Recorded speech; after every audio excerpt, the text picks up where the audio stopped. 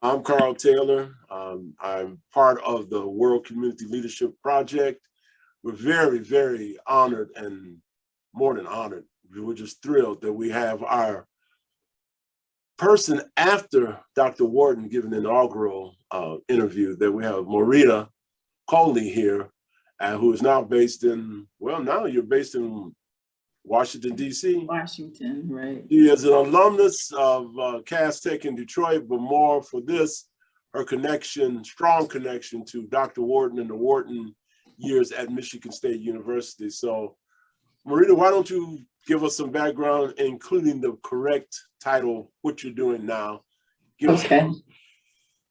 Okay, Dr. Taylor, thank you so much. First of all, I'd like to thank you for including me in the series. You had a lot of people to choose from, even just starting at Michigan State. I realized that I hang out with some real greats from Michigan State and from the Black Aid program that I suppose we'll talk about a little bit later, but the program that you led at Michigan State when I was there, the very successful campus-wide program where you had students stationed in dormitories all over the university that helped to create a feeling of a very diverse environment at Michigan State, which then was 45,000 students. Yes. And it was just a wonderful, nurturing environment that you created. You were our leader of the Black Aid program, and we really looked up to you. Denise Barton was the Black Aid that you appointed to my dormitory.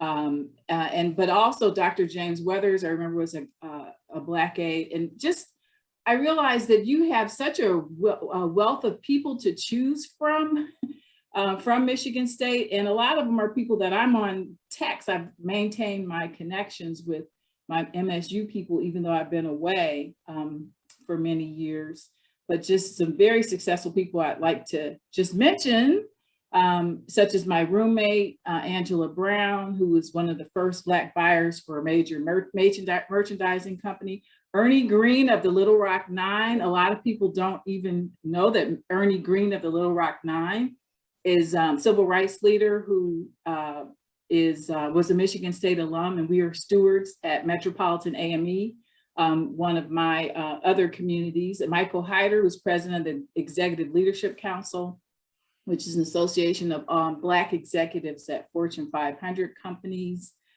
Daniel Mujahid, who is supplier diversity lead at Chrysler. Mark Smith, CPA and serial entrepreneur and one of the first investors in a Motor City casino. So I am very honored that you would select me, because you have a whole potpourri of talented Michigan State alum and people connected to the Black Aid. I'm going to tap all of those that you've spoken, and you're absolutely, we're very rich. But let me stay with the point that we are super proud of you. You're so humble, you always have been. But there's a reason that I wanted you to follow. Day after today's April Fool, there's nothing foolish about today for us, because we wanted to, and I got a little bit under the weather and couldn't do it, but we really wanted to highlight you during Women's Month and all of the great African-American women that have went through MSU. And I would be remiss if I didn't point out the very powerful MSU Black alumni that so many support and have made a very critical part of that whole process of being a student. So thank you. But we want right now to focus on your leadership. You're a pioneer. That's what I want everyone to understand. You follow Dr. Wharton. You're young, but you're a pioneer in your field. So tell us how you got there. Okay, and just on the point of Dr. Wharton, when I was at Michigan State, Dr. Wharton was the president, and Mrs. Wharton and Dr. Wharton lived right across the street from us in Landon Hall, and we were so thrilled. I don't think we really realized how amazing it was that we had an African-American president of Michigan State University. We were nonetheless very proud, and just very privileged that I was in the era when his name is on my degree.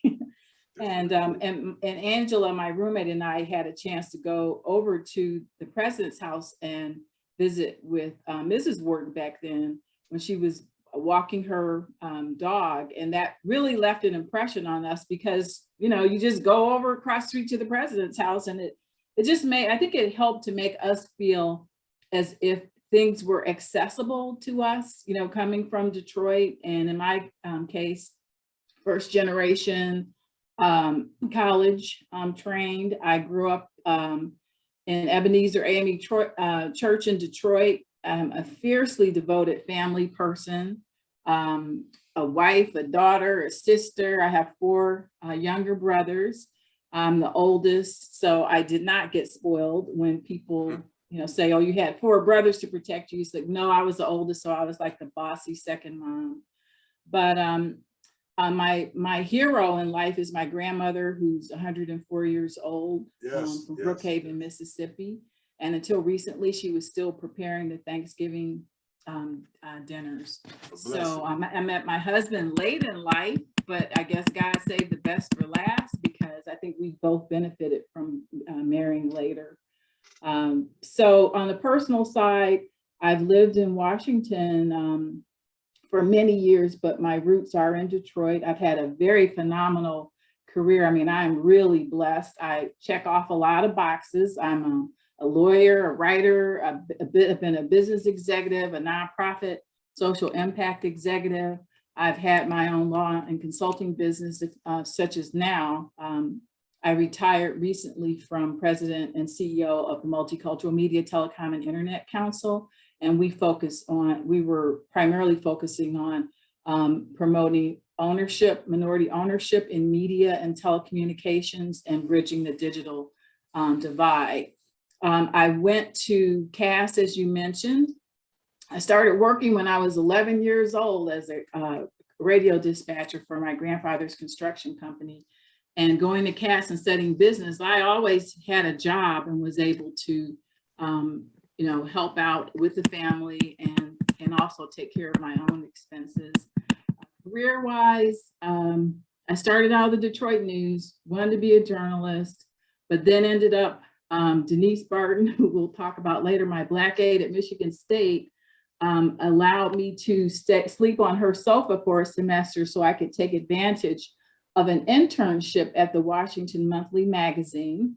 And while I was there, Denise was in law school at Georgetown, and she and her study group influenced me to apply to law school, even though I thought I wanted to be in, you know, journalism. So I did. I went to Georgetown. I had a really nice career in Detroit. I went to a law firm in Detroit after I graduated from Georgetown. But I was pulled to go back into the media and telecommunications field, which is, as you say, is a very technical area of the law. So I came back to Washington. I worked with the firm that I was with on and off for over 20 years, Coley, and Braverman. It's now Davis Wright Tremaine. We merged into Davis Wright Tremaine in about maybe 10 or 15 years ago. BET, Black Entertainment Television, was probably one of my more high profile clients. And they were my client back when Bob Johnson was the founder, and BET had just gone public, and they invited me to come in-house to be the senior vice president of legal. And then later, I was the number 2 person in charge of network operations and production, which is where I ran into more Detroit people. Bob didn't realize this, but Bob had a lot of his main talent were Detroiters. Donnie Simpson, who was BET's main video DJ. Ed Gordon, who was BET's news anchor. Charlie Neal, who had been BET sports anchor. All of them were Detroiters. He didn't even realize it until when I was working there, and I mentioned this. Wow, you must like people from Detroit, Bob. But so BET was kind of the highlight of my career.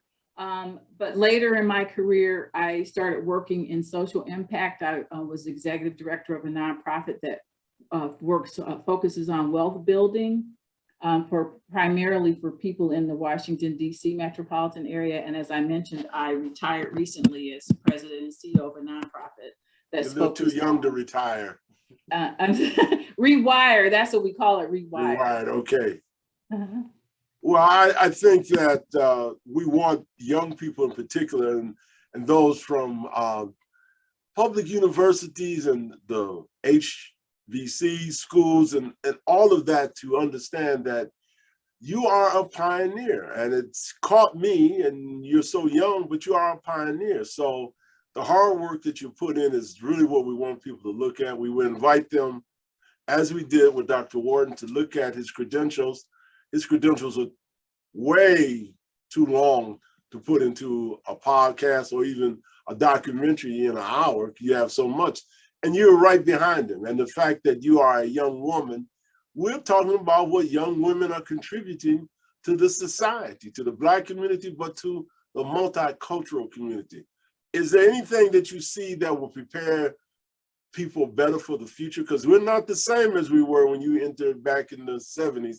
This is a different way of going to school. Technology has taken over in so many ways.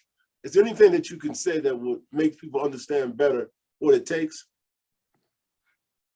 Yeah, we were talking about leadership, and I think that people get intimidated by leadership because they think of it as being, command and control, someone who's in charge of an organization or a group or a country.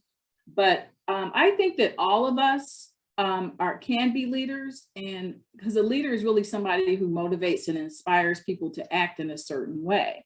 And in that respect, I do accept that I have been a leader. I think that you carry yourself in a certain way and you do certain things, and then you share those things with the young people around you. I guess I think of myself as more of a mentor in that respect, but it's really the same thing. We're talking about the Black Aid program, and Carl and you and your leadership of that program, and the leadership that in particular my Black Aid, Denise Barton, provided to me, inspired me to do that for other people. I mean, she set an example, she was there, she did things that, I would never have thought of leaving Detroit and going to Georgetown University and being a lawyer, and then president of, executive at a public company, and a president of, a law partner, and president of 2 nonprofits. Those are things that, from my point of view, growing up, west side of Detroit, it just didn't occur to me. But I had someone who I was able to look up to at Michigan State. And then when I had an opportunity, that internship that I had to go to Washington, that was a big deal for me. that was a huge deal to leave. Michigan State. I'd only been to Michigan State and Detroit. And so it was a huge deal. And Denise, when I talked to her about it, and she said, you can stay, and I had no money to go as an unpaid internship. Denise said, absolutely, you need to take that, and you can sleep on my sofa.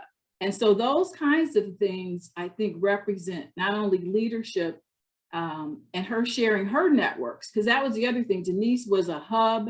At Georgetown, she had study groups in her apartment. So I got to meet African-American law students from all over the country who were going to Georgetown and studying together. And so I think that, we think of leadership in certain ways, but I think that leadership is, we're all leaders, and we can motivate and inspire young people to do things by the things that we do, and also by giving them a hand. That example of Denise did, giving me a place to to stay. And well, to motivate you, and that's so important. And I don't want to get too far ahead, but we're going to have another session, another interview with Denise Barton, and you included. No, we want you there, because Denise Barton represented, at that time, she was the center of so much leadership, and she's so humble and so quiet, but it was so powerful. You started giving a list of people who did well at MSU. And when we look at Barton alone, how many great Black women that she has impacted in the Detroit, greater Detroit, and nationwide. Alicia Nails is at Wayne State, heading up a big program there for minority journalists. She's a lawyer herself. You look at so many young women that came through that program at a time that we didn't have a lot of young African-American females as representatives. So that is really key. So I want to thank you so much for that. I hope that you will come back and join Denise. Actually, we insist that you come back because that's the leadership. Because you guys have continued to a sisterhood, a friendship with so many across the nation that were undergrads at MSU. It is a moment of, I don't want to be corny and say Camelot, but it's certainly the Wharton era represented the era of many, many young folks. Many of the folks that came in, they got out, and we're very proud of that. Exactly. The Wharton era, I think, was just really incredible. It was, in a way, Camelot, because as I said, you know, we're here at a major public university. There's a Black president and first lady. We had our own Obama right there at Michigan State. So it didn't seem out of range to do some of the kinds of things that you see people from Michigan State doing in their lives afterwards. So, I appreciated the interview. I was able to listen to the interview with Dr. Wharton, or review the interview with Dr. Wharton. And I thank you for acknowledging him because his leadership, I think, had an impact far beyond what he could ever possibly know, just by being the person in charge and leading a university. But in addition to that, the Black Aid program, Carl, I think that you don't really recognize the significance of the Black Aid program. I had no idea that that was not something that was at every university, but you had all over the campus, you had Black students stationed in dormitories. So it gave us the feeling of, rather than being at, what's now called PWI, predominantly white institution, we didn't feel that way about Michigan State. We felt very included. We felt very much a part of the university, with other Black students, with the whole community of students at Michigan State. And I think that's something that should be replicated. I hope that you speak and write on that a lot, because as universities are having all these challenges right now with racial issues at universities, I think that's something that we should really lift up and hold as an example for other universities to emulate. Absolutely. Yeah, I can't say enough about it. We're very fortunate. Richard Thomas, the Professor Richard Thomas, who's retired also, was the architect behind putting together the design for this program. And a lot of people don't know about the program, but Don Coleman, Dr. Don Coleman, who was also some consider the greatest football player ever at MSU, was the first director. And I worked under him, and then under him, he went on to greener pastures. I took over. Terry Weathers Henderson was the associate director under me. And so we've had quite a legacy there, and we're very proud of it. And Dr. Wharton rocked steady on this program. This program was important. Today it is multicultural, so we include others, which is what it's all about. But we made MSU the Black school within the white university. And I mean that in a very positive way. Some people, when you're lost and you feel you don't belong at this humongous institution, suddenly we had Black faculty, Black staff, and we had students like yourself who talk day to day to Denise and other Black aides, James Weathers, as you said. We have so many, Rodney Nelson. All the Black aides are going to write to me now and say, what about me? And you would be correct. What about you? You did a great job. And the proof is there. So again, we can't thank you enough. You are the woman, the leader that we pointed out after Dr. Wharton's interview that we wanted to follow up with you, Maurita. Thank you so much for all that you've done and are doing. A lot of people need to look at your background, look at it. I got a big kick out of it, I have to say it. There you are in church, and who's there right there in the church with you but our illustrious, beautiful President Obama and his family in your church. That is history, and it doesn't get any better than that. And yet, like you said, we experienced that with Dr. Wharton and Mrs. Wharton. So this is a good thing, as I say. This is good. This is a great thing. Thank you from the bottom of my heart. I really appreciate it. Thank you, Dr. Taylor. You are a treasure. And as I said, I hope you share your story very soon, because it's been very inspiring to all of us who benefited from it. All the time. Thank you so much. Thank you. All right.